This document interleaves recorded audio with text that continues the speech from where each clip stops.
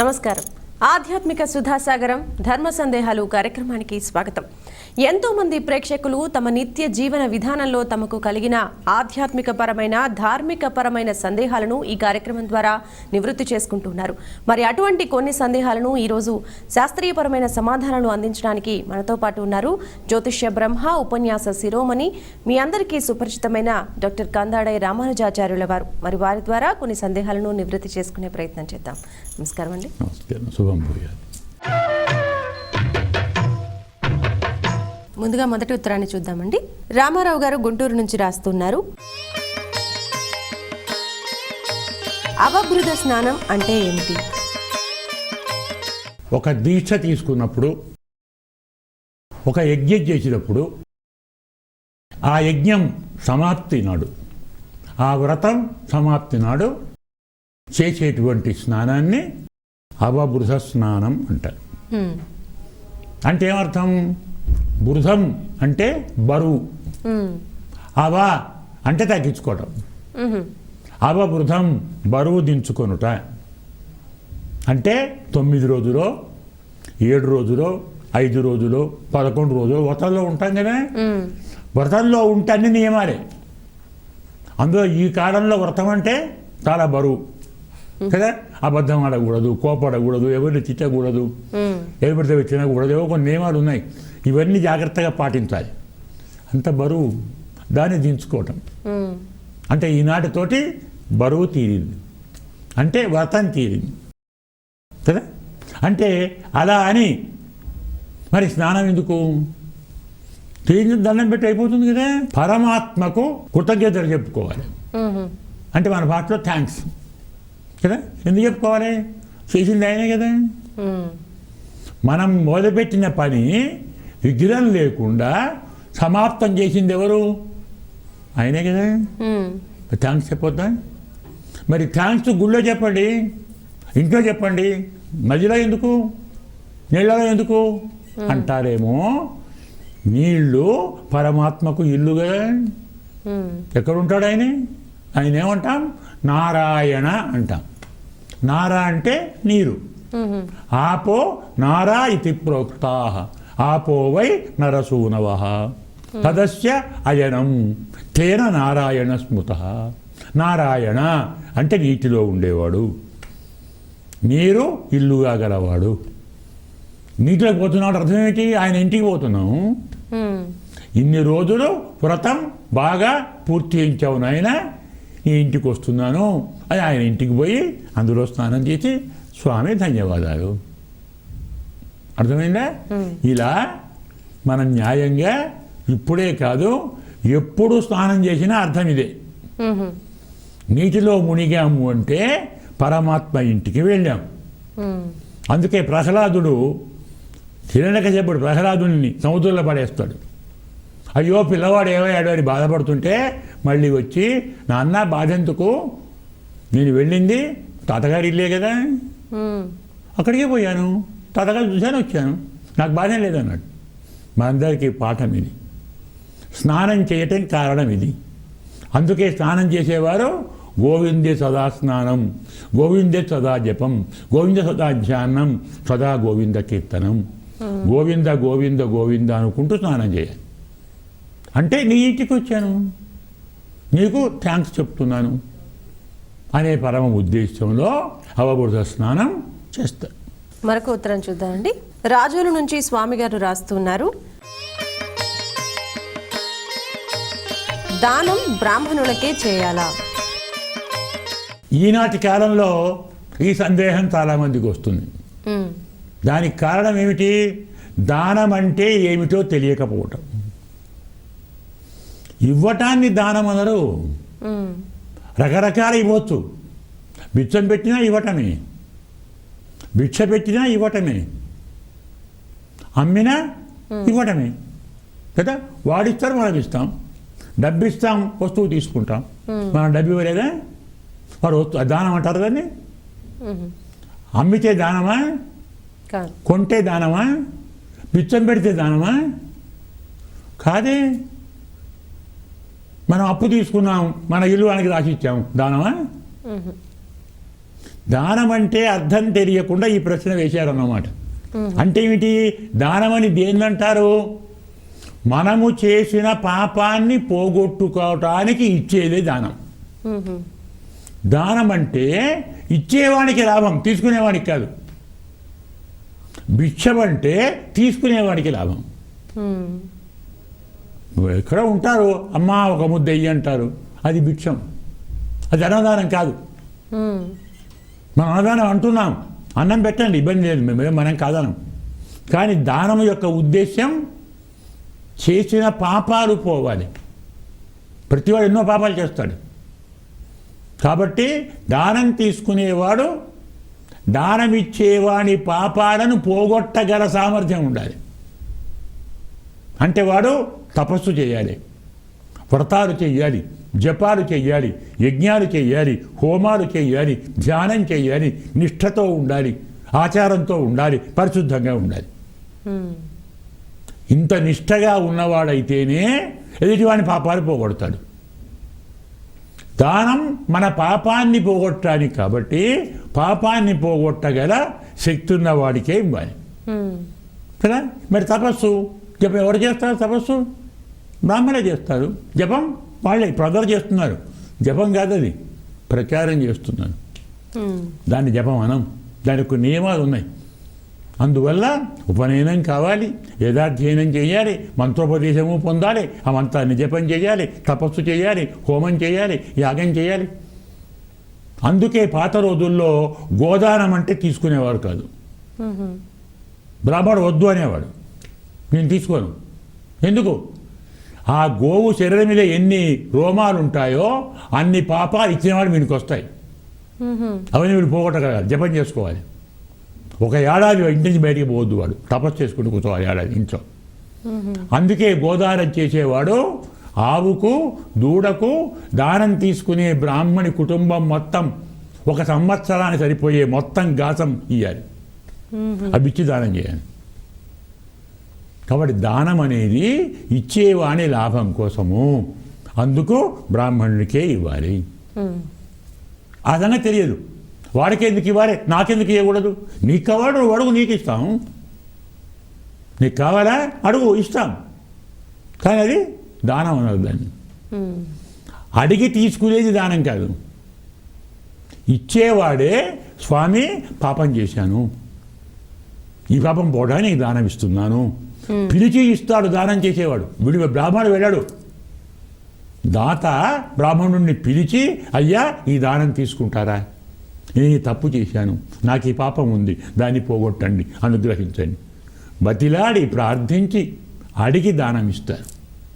భిక్షం అనేది వస్తే ఇస్తాం, నువ్వు అడుగుతావు నీకు ఇస్తాం, దానం కాదు, దాన్ని వేరే అంటారు. అందువల్ల పాప నాశం కోసం బ్రహ్మజ్ఞానం ఉన్నవాడికే దానం ఇవ్వాలి. బ్రహ్మజ్ఞానం లేని వాడికి దానం ఇవ్వకూడదు. పాపం పోదు, ఎవరికో పాపం ఒకటే పోతుంది, ఇంక పాపం పెరుగుతుంది ఇంకాస్త. అది శాస్త్రం. మరొక ఉత్తరం చూద్దామండి. చిత్తూరు నుంచి రమాదేవి గారు రాస్తున్నారు. గాయత్రీదేవి పంచశిరస్సుల విశిష్టత ఏమిటో తెలియజేయండి. గాయత్రి అంటే ముక్త, విద్రుమ, హేమ, నీల, ధవళ, ఛాయై, ముఖై. అది ఒక శక్తి, ఆమె ఒక అమ్మవారు కదా. అమ్మవారి రూపం, ఆమెకు 5 ముఖాలు, ఏవో 10 చేతులు కదా, ఏదో ఇంకేవో ఆయుధాలు, పెద్ద బ్రహ్మాండంగా వర్ణిస్తారు. తప్పేం కాదు, వర్ణించవచ్చు, ధ్యానం చేయవచ్చు, ఇబ్బంది ఏం లేదు. కానీ న్యాయంగా గాయత్రి అంటే ఏమిటి అర్థం? గాయంతం త్రాయత ఇది గాయత్రి. గానము చేసేవాడిని కాపాడుతుంది, అంటే జపం చేసేవాడిని కాపాడుతుంది. మంతారం త్రాయత ఇది మంత్ర. మననం చేసేవాడిని కాపాడేది మంత్రం, గానం చేసేవాడిని కాపాడేది గాయత్రి, అమ్మవారు అంటున్నాం మనం. న్యాయంగా గాయత్రి అంటే అమ్మవారు కాదు. ఎందుకు కాదు? మంత్రం ఏముంది? మంత్రం చెప్పుకుంటాం కదా, తత్ సవితుః వరేణ్యం ధీమహి కదా, అదే భర్గః అనుకోండి. సవితుః వరేణ్యం భర్గః ధీమహి. యహ నహ ధియ ప్రచోదయాత్. ఏమర్థం? సూర్యభగవానుని ఉత్తమ తేజస్సును ధ్యానం చేస్తున్నాను. ఆ తేజస్సు నాకు మంచి బుద్ధిని ఇవ్వాలి. ఇది మాత్రానికి అర్థం. ఎక్కడుంది అమ్మవారు ఇందులో? సూర్యభగవానుని తేజస్సును, ఉత్తమ తేజస్సును ధ్యానం చేస్తున్నాను. ఆ ఉత్తమ తేజస్సు, ఆ ఉత్తమ శక్తి, అదే అమ్మవారు అన్నాం మనం. ఆయన శక్తి కదా సూర్యశక్తి. ఉత్తమ శక్తి నాకు మంచి బుద్ధిని కలిగించాలి. కాబట్టి సూర్యభగవానుని తేజస్సును, కాంతిని, శక్తిని ధ్యానం చేస్తున్నాం. మనకు వర్షం పడుతున్నప్పుడు సూర్యకిరణాలు నీళ్ళలో పడితే 5 రంగులు వస్తాయి. కొన్ని చోట్ల 7 వస్తాయి. ఎక్కువ వచ్చే 5 రంగులే. 5 రంగులే 5 ముఖాలు. మరి సూర్యభగవాన్ మధ్యన ఎవరుంటారు? ఆయన మధ్యన జేయస్సద సవితుర్మండల మధ్యవర్తి నారాయణ. సూర్యభగవాన్ మధ్యలో ఉండేది శ్రీమన్నారాయణుడే కదా. సవితుర్మండల మధ్యవర్తి నారాయణ సరసిజాసన సన్నివిష్ట. అంటే ఎవరి మంత్రం అది? నారాయణుని మంత్రం. తేజస్సు ఎవరు? నారాయణుడు. మన బుద్ధి మార్చేది ఎవరు? నారాయణుడు. ఆయన నారాయణుడు, మనం నరులం కదా. మనకు ఆయనకు మధ్యన 5 ఉంటాయి. మనం తెలుసుకోవలసినవి 5. ఏమిటది? మనము ఎవరిని చేరాలో ఆ భగవంతుడంటే ఏమిటి? 1. భగవంతుణ్ణి చేరే మనమంటే ఏమిటి? 2. భగవంతుణ్ణి చేరటానికి ఉపాయం ఏమిటి? 3. భగవంతుణ్ణి చేరితే కలిగే ఫలితం ఏమిటి? 4. ఇవన్నీ తెలిసి కూడా భగవంతుణ్ణి ఎందుకు చేరటం లేదు? అడ్డేమిటి? 5. ఈ 5 ముఖాలు. దీన్ని శాస్త్రంలో అర్ధపంచకం అంటారు. అంటే 5 విషయాలు. భగవంతుడు అంటే పరమాత్మ, జీవాత్మ, ఉపాయము, ఫలము, విరోధము, ప్రతిబంధకం. తెలిసింది కదా. పరమాత్మ, జీవాత్మ, ఉపాయము, ఫలము, ప్రతిబంధకం. ఈ 5 తెలుసుకుంటే పరమాత్మను చేరుతాం మనం. ఈ 5 ముఖాలు. ఇవే 5 రంగులు. ముక్త, ముత్యం అంటే మోక్షం, ఫలం. విద్రుమ అది ఉపాయం. హేమ పరమాత్మ. నీల అడ్డం. ధవళము మన యొక్క స్వరూపం. ఈ ప్రకారంగా 5 పంచతత్వాలే గాయత్రీదేవి యొక్క పంచముఖాలు. దీన్ని తెలుసుకొని గాయత్రి చేయడం తెలుసుకొని ఆరాధించండి, తరించండి. మరొక ఉత్తరం చూద్దామండి. శ్రీనివాస్ గారు విజయవాడ నుంచి రాస్తున్నారు. భగవంతుడికి రూపాలన్నీ తెలియజేయగలరు. మనకు ఎన్ని కోరికలో ఆయనకు అన్ని రూపాలు. ఎవరు చెప్తారు ఎన్ని కోరికలు ఉన్నాయో? జీవుడికి ఎన్ని కోరికలు ఉన్నాయి? అన్ని రూపాలు ఆయనకు. అంటే ఒక్క మాట చెప్పాలంటే మనకున్న కోరికలే ఆయన రూపాలు. కొందరికి బా పరమాత్మ అమ్మలాగా కనబడాలి అంటాడు, అమ్మ అంటుంది, అమ్మవారు అంటాం. కొందరు నాన్నలా కనబడాలి అంటారు, నాన్న అవుతాడు. అమ్మ అంత బాగాలేదు, మరీ శాంతంగా డల్గా ఉంటుంది, ఎప్పుడు కోప్పడదు, ఎప్పుడు నవ్వుకుంటుంటుంది, ప్రశాంతంగా ఉంటుంది, నాకేం బాగాలేదు, అమ్మే కావాలి కానీ కోపంగా దుష్టులను చంపి నాలుక బయట పెట్టి కళ్ళెర్ర చేసి త్రిశూలం పట్టుకొని ఉండాలి అంటాడు. ఖాళీ అయింది. మనం కోరుకుంటే మా అమ్మ సింహం ఎక్కి రావాలి, సింహవాహన, నెమిలెక్కి రావాలి, చేతి వీడ పట్టుకోవాలి, సరస్వతి, డబ్బులు ఇవ్వాలి, లక్ష్మి. ఏముంది అక్కడ? మన కోరికలే భగవంతుడి రూపాలు. భక్త ఇచ్ఛ ఉపాత్త రూపాయ అంటుంది భాగవతం. పరమాత్మ భక్తుని కోరికకు తగిన రూపాన్ని తీసుకునేవాడు. మన కోరికలే ఆయన రూపం. ఒక మహానుభావుడు భక్తుడు తపస్సు చేస్తున్నాడు స్వామి గురించి. వచ్చాడు స్వామి. ఎలా వచ్చాడు? రాముడిగా వచ్చాడు, ధనస్సు పట్టుకొని వచ్చాడు. చూశాడు, బాగానే ఉన్నావయ్యా, కానీ నీకు నేను దండం పెట్టను, నాకు కావాల్సింది నువ్వు కాదు, ఆ ధనుస్సు ఉంది కదా పక్కన పెట్టు, ధనుసు బదులు ఒక పిల్లన గ్రోవి పట్టుకో, నెత్తిన నెమిలి పిచ్చే పెట్టుకో, దండం పెడతా అన్నాడు. రాముడు దేవుడు కదా, నాకు నచ్చలేదు, నాకు కృష్ణుడు నచ్చాడు, అలా కనపడు. ఇలా ఏ భక్తుడు ఏ రూపం కావాలంటే ఆ రూపం ధరిస్తాడు.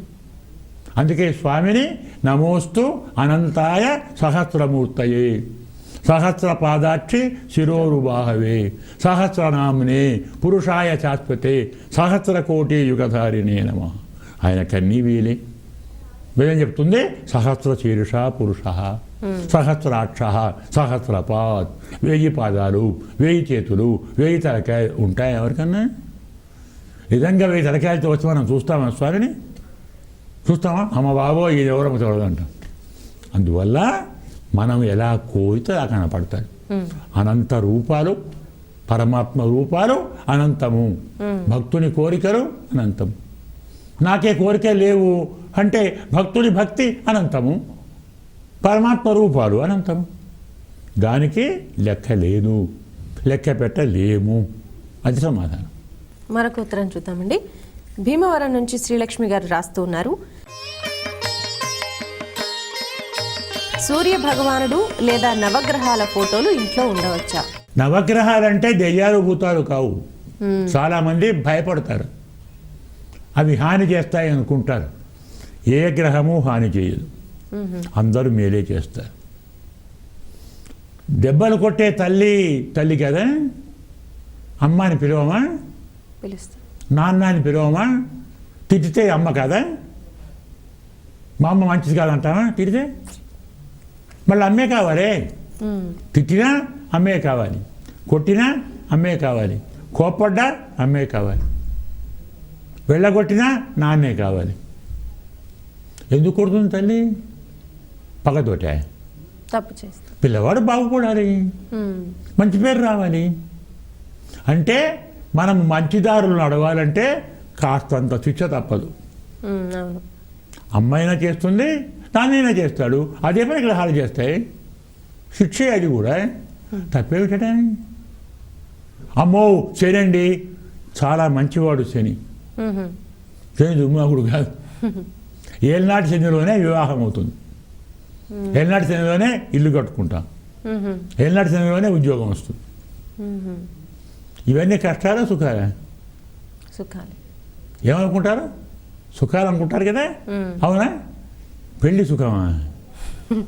పెళ్ళైనప్పటి నుంచి జీవితాంతం అమ్మ బాబోయ్ బుత్తొక్క పెళ్లి చేసుకున్నాను రా బాబు, ఈ భార్య నాకెందుకు రావు, ఆ మురిపం ఓ ఏడాది ఉంటుంది, లేదు 2 ఏళ్ళు ఉంటుంది. తర్వాత పెళ్ళైన కొత్తలో రంభ, ఊర్వశి, మేనక, తిలోత్తమ, ఆహా నా భార్య గొప్పలు చెప్పుకుంటాం. 10 ఏళ్ళు కాగానే ఏమంటాం? దెయ్యం, భూతం, రాక్షసి, నా కర్మకొద్ది దొరికింది, ఎందుకు పెళ్లి చేసుకున్నాను? పెళ్ళి సుఖమా దుఃఖమా? జీవితాంతం కష్టపడాలి కదా.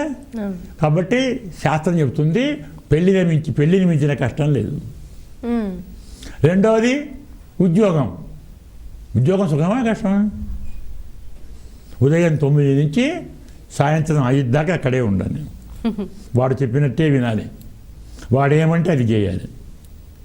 రేపు సెలవు లేదు రా అంటే పోవాలి, సెలవు ఇయ్యను ఇంటి ఉద్యోగానికి పోవాలి.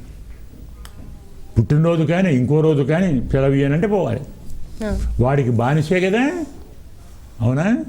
సుఖమా కష్టమా? ఇంకోటి ఏమంటే ఇల్లు కట్టుకుంటాం కదా, ఆహా నాకు ఇల్లు అంటాం. ఇల్లు ఎలా కట్టుకుంటాం? లోన్ తీసుకుని కట్టుకుంటాం. నెక్స్ట్ మంత్ నుంచి నోటీస్ వస్తుంది, ఇంత కట్టాలి అని.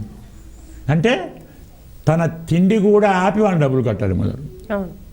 కట్టకుంటే వాడు ఇల్లు గుంజుకుంటాడు. కష్టమా సుఖమా? ఇలా తెలియనివి ఇస్తుంది నవగ్రహాలు. సుఖం ఇస్తుంది, కష్టం ఇస్తుంది. ప్రతి మంచిలో చెడు ఉంది, ప్రతి చెడులో కొందరికి మంచి ఉంది. గ్రహాలు మనకు బుద్ధి చెప్తాయి, మనకు మంచి దారి చూపుతాయి. ఇంకో రహస్యం, ఆ గ్రహాలు కూడా పరమాత్మ యొక్క అవతారాలే. ఉమ్, ఆయనే కదా మనం చేసినటువంటి తప్పులకు పరమాత్మ డైరెక్ట్గా కాకుండా గ్రహాల ద్వారా శిక్ష ఇప్పిస్తాడు. ఉమ్, అంటే మనకు ఏం కావాలండి అంటే చంద్రుడు బాగలేదు, కృష్ణావతారాన్ని తలుచుకొని బాగవుతాడు. రాముడు బాగలేదు, బృహస్పతిని తలుచుకొని పోతాడు. మరి బృహస్పతి బాగలేదు, రాముడిని చూసుకోండి తలుచుకోండి. కుజుడు బాగలేడు, నరసింహస్వామిని తలుచుకోండి. ఉమ్, అవతారాలు అవన్నీ పరమాత్మ రూపాలే. ప్రపంచంలో పరమాత్మ రూపాలు కానివి ఏవీ లేవు. భగవంతుని రూపంగా తలచినప్పుడు నవగ్రహాలను కూడా పెట్టుకోవచ్చు. అవేవో దెయ్యాలు భూతాలు భయపడితే మాత్రం పెట్టుకోకండి. ఉమ్, వారిలో దైవాన్ని చూచేవారు పెట్టుకోండి, ఆరాధించండి. ఉమ్. దైవంలోనే వారిని చూసేవారు భగవంతునే పెట్టుకోండి, వాళ్ళని ఎందుకు? అంతే. కాబట్టి భగవత్ స్వరూపం ముఖ్యం, భావన ముఖ్యం. సంతోషం అండి. ప్రేక్షకులు రాసిన ప్రతి ప్రశ్నకి కూడా శాస్త్రీయపరంగా శ్లోకయుక్తంగా చక్కటి వివరణ అందించినందుకు ధన్యవాదాలు. శుభం భూయాత్ తల్లి.